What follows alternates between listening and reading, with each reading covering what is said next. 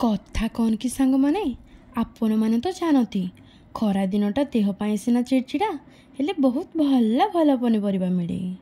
बोऊ कही पोटल कर्मा टिके बनवाक तो पोटल को भल भाव धोई दुई पाख को काटी मझीर चिरा मारिदेली। आउ छोट पोटल तो चोपा चाँचीवाक पड़ला नहीं।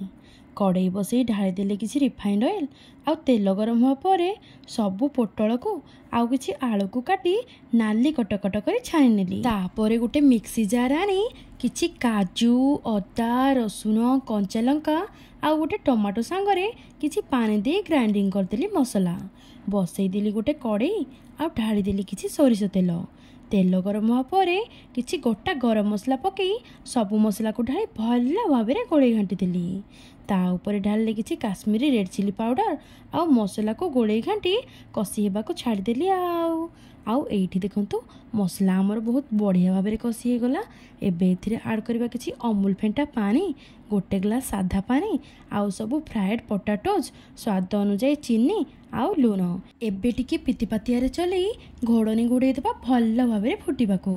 एबे छाड़ीदेबा सबू छाणिकी रखिथिबा पोटल आउ ताको 5 मिनिट फुटिबाको छाड़ीदेबा। आउ एठी देखंतु हमर रेडी हे गला पोटल कुर्मा।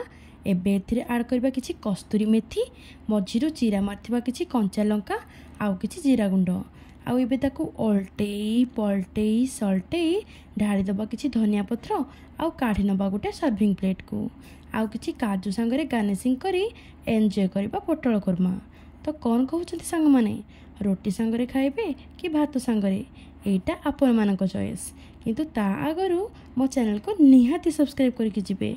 रहिली जय जगन्नाथ। पुन देखा नेक्स्ट वीडियो रे। Thank you.